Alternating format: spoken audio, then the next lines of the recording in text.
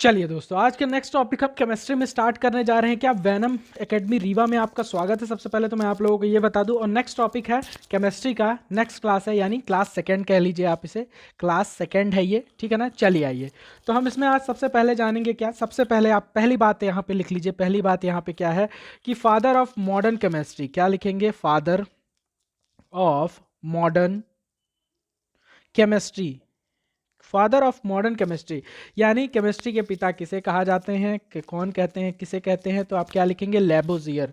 क्या, Lavoisier, Lavoisier English में लिख लीजिएगा, ठीक है ना। लेबोजियर को इंग्लिश में भी यही बोलते हैं, क्या, LAVAISOR, लेबोजियर, ठीक है ना। चलिए स्पेलिंग एक बार चेक कर लीजिएगा। चलिए, तो हमने क्या सीखा, देखिए मैं आपके यहाँ टाइम वेस्ट करने नहीं आया हूँ। मैं आप लोगों को बार बार हर वीडियो में यही कहता हूँ, टाइम वेस्ट मत करिए, जल्दी से जल्दी कंटेंट सीखिए। एक एक घंटे क्लास लेने से कोई फायदा नहीं, जल्दी से जल्दी कंटेंट सीखेंगे। चलिए आइए, नेक्स्ट हमारे पास सबसे पहले हम समझते हैं क्या, पदार्थ। पदार्थ, पदार्थ यानी सब्सटेंस। सब्सटेंस किसे कहते हैं, अगर आप लोग जानते हैं तो ठीक है, नहीं तो मैं बता देता हूँ सिंपल भाषा में।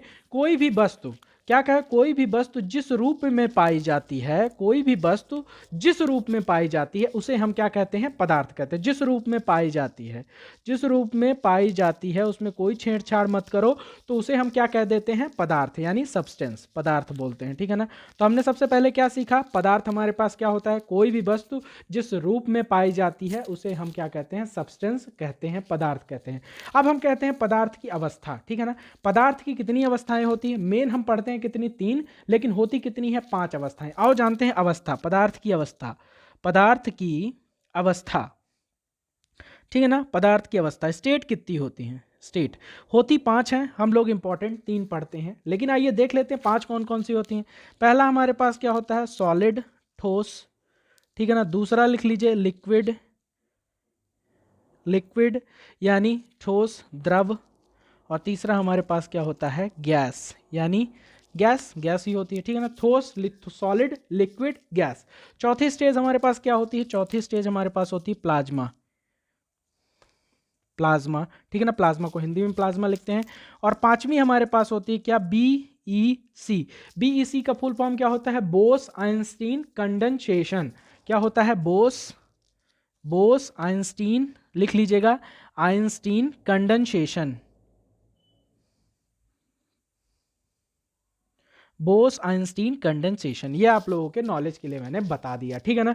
चलिए, अब जो मैं चार्ट बनाने वाला हूं उसको ध्यान से समझिएगा। डायरेक्ट क्वेश्चन उससे बन जाता है कि ठोस का द्रव में परिवर्तन क्या कहलाता है, गैस का द्रव में परिवर्तन क्या कहलाता है, या द्रव का गैस में परिवर्तन क्या कहलाता है। बहुत बार ये टर्म यूज होते हैं, इसलिए इस टेबल को आपको ध्यान से देखना है। मैंने यहाँ पे क्या लिखा, चलिए मैंने यहाँ पे लिखा ठोस, लिखिए ठोस, ठीक है ना। सॉलिड, यहाँ पे क्या लिखा, द्रव, लिक्विड, और यहाँ पे क्या लिखा, गैस, ठीक है ना।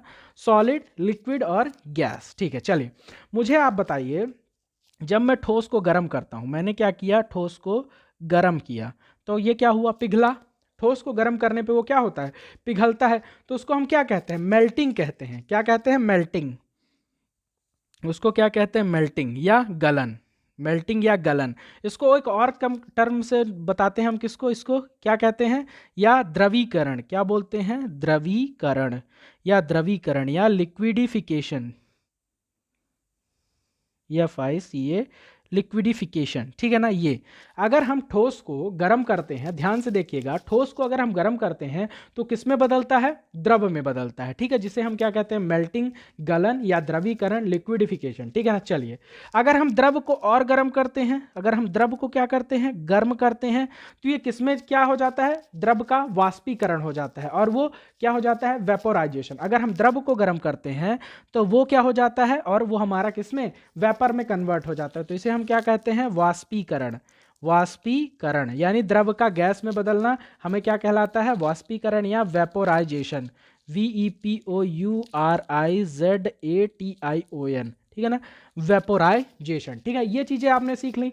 चलिए, अगर मैं आपसे कहूं ये दो चीजें, ठोस का द्रव, द्रव से गैस, अगर मैं कहूं गैस, ठीक है ना। यही वेपर का अगर मैं कहूँ ठंडा होकर, अगर यही वेपर को मैं कहूँ कि ठंडा होकर क्या द्रव में बदलना, अगर ये गैस हमारी ठंडी होकर किस में बदल जाए, द्रव में बदल जाए, तो ये हमारा क्या कहलाता है, संघनन। क्या कहलाता है, संघनन, कंडेंसेशन। क्या बोलेंगे इसको, कंडेंसेशन। यही होता है हमारे पास क्या, कंडेंसेशन। तो ठोस का द्रव में मेल्टिंग, या हमारे पास क्या होता है, लिक्विडिफिकेशन। द्रव का गैस में क्या, वेपोराइजेशन या वाष्पीकरण। गैस का ठंडा होकर उसी का क्या होता है हमारे पास, द्रव में बदलना, संघनन, कंडेंसेशन। और इसी द्रव का ठंडा होकर बर्फ में बदलना, और इसी द्रव का और ठंडा होकर क्या, बर्फ में बदलना, क्या कहलाता है, क्रिस्टलाइजेशन या हिमीकरण। इसको क्या बोलते हैं हम, हिमीकरण। ये टेबल आपको समझ में आई, इसको चाहे आप हिंदी में एक एक लाइन में लिख लीजिएगा या आप यहाँ पे समझ लीजिए। ये क्या कहलाता है, हिमीकरण। हिमीकरण को हम क्या बोलते हैं, क्रिस्टलाइजेशन। CRYSTAZATION, crystallisation. ठीक है ना। ये हमारे पास क्या हो गया, क्रिस्टलाइजेशन। तो आप लोगों ने इस प्रोसेस को समझा। चलिए एक बार फिर से देखते हैं इस प्रोसेस को। ठोस को जब हमने क्या किया, गर्म किया। आप लोग मेरे साथ बोलेंगे, जहां भी बैठे हैं आप लोग एक बार बोलेंगे, बोलने से चीजें याद होती हैं। जब ठोस को हम क्या करते हैं, गर्म करते हैं, तो उसको हम क्या कहते हैं, वो पिघलता है, द्रव में बदलता है, तो उसको हम क्या कहते हैं, मेल्टिंग या द्रवीकरण या लिक्विडिफिकेशन या गलन। ठीक है ना। फिर द्रव को गर्म करने पे वो गैस पे बदल जाता है, उसको हम क्या कहते हैं, वेपोराइजेशन, वाष्पीकरण। ठीक है ना। अब वही गैस जब क्या होती है, ठंडी होकर, या वही गैस जब द्रव में बदलती है, तो उसे हम क्या कहते हैं, संघनन, कंडेंसेशन। उसे हम क्या कहते हैं, कंडेंसेशन, संघनन। और फिर यही द्रव जब और ठंडा होकर हमारा ठोस में बदल जाता है, तो हम इसे क्या कहते हैं, क्रिस्टलाइजेशन या हिमीकरण। ठीक है। इतनी बात आप लोगों को समझ में आई, इतनी बात आप लोगों को समझ में आई। गैस को ठंडा होकर सॉलिड में बदलना, डिपोजिशन या सब्लिमेशन। ठीक है ना।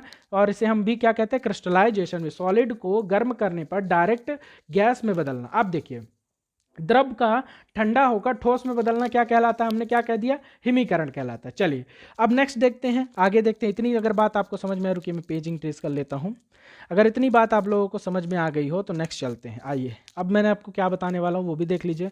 अब देखिए, सॉलिड सॉलिड को अगर हमने क्या किया, सॉलिड को अगर हमने क्या किया, गर्म किया और वो डायरेक्ट किस में बदल गया, ठोस में बदल गया।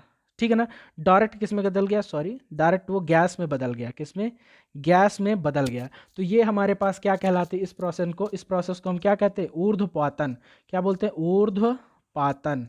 ऊर्ध्वपातन को इंग्लिश में क्या बोलते हैं, सब्लिमेशन। ठीक है ना। ऊर्ध्वपातन को हम क्या बोलते हैं, सब्लिमेशन। तो ये भी याद रखिएगा, डायरेक्ट क्वेश्चन पूछा जाता है। सॉलिड का गर्म करने पर डायरेक्ट गैस में बदलना क्या कहलाता है, ऊर्ध्वपातन कहलाता है, सब्लिमेशन कहलाता है। ठीक है ना।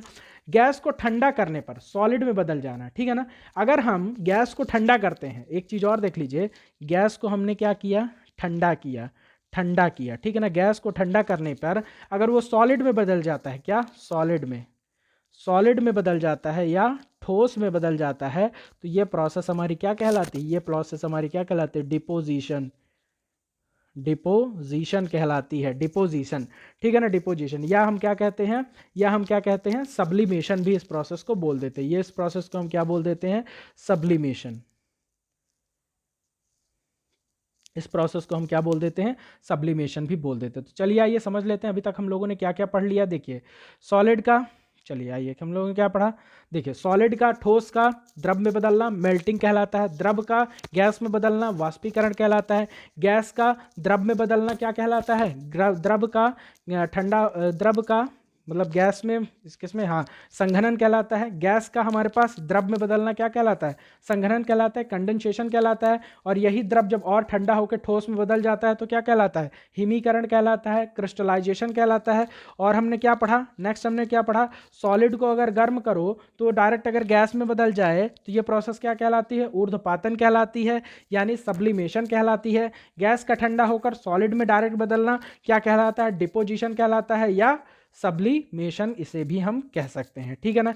चलिए आइए अब नेक्स्ट कॉन्सेप्ट पे डिस्कस कर लेते हैं। इतनी बातें आप लोगों ने अगर सीख ली हैं तो चलिए नेक्स्ट हेडिंग डाल लीजिए, प्लाज्मा अवस्था क्या होती है उसको भी देख लेते हैं।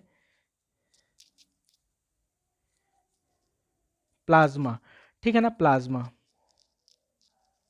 प्लाज्मा हमारे पास कौन सी अवस्था होती है, सुनिएगा, ये स्टेट बहुत ज़्यादा टेम्परेचर पर मिलती है। जब हम क्या करते हैं, टेम्परेचर को बहुत हाई कर दो, टेम्परेचर को बहुत हाई कर दो, तब हमारे पास ये स्टेट मिलती है। और सबसे ज़्यादा हाई टेम्परेचर कहाँ पर होता है, या तो सन में होता है या तो स्टार्स में होता है। यही दो जगह क्या होता है हमारे पास, इस स्टेट को मिलने की संभावना होती है, मतलब मिलती है यहाँ पे।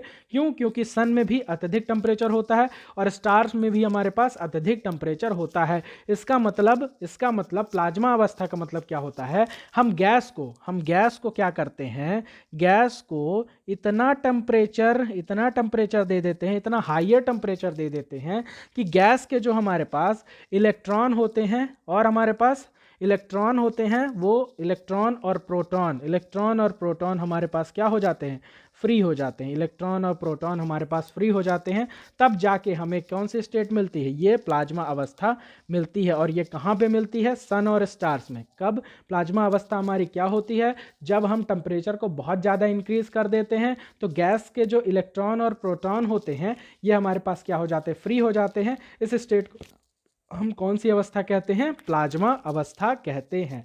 ठीक है, इतनी बात समझ में आई। चलिए नेक्स्ट हेडिंग डाल लीजिए। नेक्स्ट हेडिंग एकदम भी टाइम वेस्ट नहीं करना है, जो चीज़ें ज़रूरी हैं जान लीजिए, ठीक है ना। भौतिक परिवर्तन, नेक्स्ट हेडिंग डालिए, भौतिक और रासायनिक भौतिक और रासायनिक परिवर्तन, ठीक है ना। फिजिकल और केमिकल, ठीक है ना, फिजिकल और केमिकल। ठीक है, चलिए सबसे पहले भौतिक परिवर्तन और रासायनिक परिवर्तन में सबसे बड़ा अंतर क्या है, यही है कि देखिए, मैं कोई थ्योरेटिकल बातें नहीं करता, सीधी सीधी बातें बताता हूं। ये रिवर्सिबल होती हैं। कैसी होती है, रिवर्सिबल, उत्क्रमणीय, ठीक है ना, उत्क्रमणीय। और ये इरिवर्सिबल होती हैं, इरिवर्सिबल, अनुत्क्रमणीय। कहने का मतलब सीधा सीधा ये समझ लीजिए कि कहने का मतलब कि जैसे आपने पानी से को क्या किया, जमा के बर्फ बना दिया, ठीक है ना, तो उसकी अवस्था में तो परिवर्तन हो गया, लेकिन आप चीज़ों को ठीक भी कर सकते हैं। फिर से बर्फ को बाहर रख दीजिए या गर्म कर दीजिए तो पिघल जाएगी, तो क्या हो जाएगी, फिर से अपनी सेम स्टेट में वापस आ जाएगी। तो भौतिक परिवर्तन ऐसा परिवर्तन होता है जो अस्थायी होता है, टेम्परेरी नहीं होता है, परमानेंट नहीं होता है। ये क्या होता है, अस्थायी होता है, ठीक है ना, अस्थायी। यानी अगर हम कह सकते हैं कि बर्फ से पानी का जमना भौतिक परिवर्तन है, तो बर्फ से पानी का जमना और बर्फ जो बनती है हमारी, कैसे बनती है, पानी को जब हम जमाते हैं तो बर्फ बन जाती है, लेकिन बर्फ को जब हम पिघलाएंगे तो हमारे पास फिर से क्या बन जाता है, पानी बन जाता है। तो ये परिवर्तन हमारे पास क्या कहलाता है, भौतिक परिवर्तन कहलाता है। रासायनिक परिवर्तन में स्थायी परिवर्तन होता है। जैसे लकड़ी को जला दो, राख बना दिया, ठीक है ना, लेकिन अब राख को लकड़ी नहीं बना सकते तुम, ठीक है ना।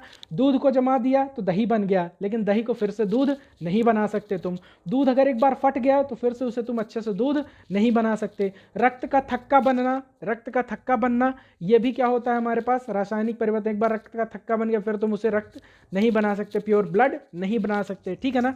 तो इस तरह की, अब जैसे आपको कोई प्रोसेस है, जैसे क्रिस्टलीकरण, मैंने आप लोगों को क्या बताया था, क्रिस्टलीकरण एक कैसी प्रोसेस है, ये देखिए, क्रिस्टलीकरण हमारा क्या होता है, जल जब हमारा क्या होता है, जमता है और क्या बन जाता है, बर्फ बन जाता है, तो ये प्रोसेस हमारी क्या कहलाती है, क्रिस्टलीकरण कहलाती है। तो क्रिस्टलीकरण तो आपसे पूछ लेगा कैसा परिवर्तन है, तो जल से बर्फ का बनना कैसा भौतिक परिवर्तन है, तो क्रिस्टलीकरण भी हमारी कैसा परिवर्तन हो जाएगी, भौतिक परिवर्तन हो जाएगा, ठीक है। इतनी बात अगर आप लोगों को समझ में आई हो तो चलिए नेक्स्ट टॉपिक पे चलते हैं। नेक्स्ट टॉपिक हमारे पास क्या है, आसवन किसे कहते हैं, डिस्टिलेशन। आसवन, आप लोगों को डायरेक्ट टर्म पूछा जाता है, आसवन, भंजक आसवन, कुछ ऐसा है ना, सुना होगा, आसवन को इंग्लिश में क्या कहते हैं, डिस्टिलेशन।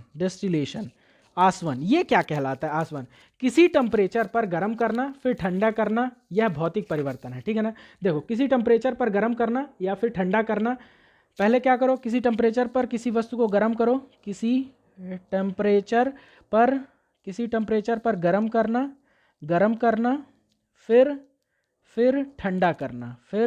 ठंडा करना, हमारे पास क्या कहलाता है, क्या कहलाता है, डिस्टिलेशन एक कैसी प्रोसेस है, गर्म करो ठंडा करो कोई दिक्कत नहीं है।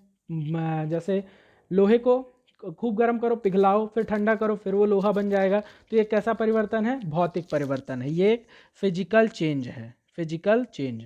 ये कैसा चेंज है? फिजिकल चेंज है हमारे पास। दूसरा दूसरा एक टर्म आता है क्या? जंग लगना। जंग लगना कैसा परिवर्तन है? जंग लगना हमारे पास कैसा परिवर्तन है? रासायनिक परिवर्तन है। रासायनिक परिवर्तन है। क्यों? क्योंकि एक बार जंग लग गया, लोहा खराब हो गया, तो हम फिर अच्छा लोहा उसको नहीं बना सकते, ठीक है ना। और हमेशा याद रखिएगा, जब जब जंग लगता है तो लोहे का वजन क्या होता है? बढ़ जाता है। इसीलिए ये बात हमें आपको बहुत कंफ्यूज करती है, लेकिन जो कबाड़ी वाला होता है, कबाड़ इकट्ठा करने वाला होता है, उनको ये बात बहुत अच्छे से पता है। इसलिए वो आपसे क्या कहते हैं? जो लोहे का रेट चल रहा है उससे वो कम में खरीदते हैं। क्यों? जंग लगे लोहे को, क्योंकि उन्हें ये बात पता होती है कि जंग लगने पे लोहे का वजन क्या हो जाता है? बढ़ जाता है, ठीक है ना। अब हम देख लेते हैं कांच का टूटना। कांच का टूटना हमारे पास क्या होता है? कैसा परिवर्तन है? कांच का टूटना कैसा परिवर्तन है? ये लोग आप मुझे बताएंगे किसमें? कमेंट सेक्शन में।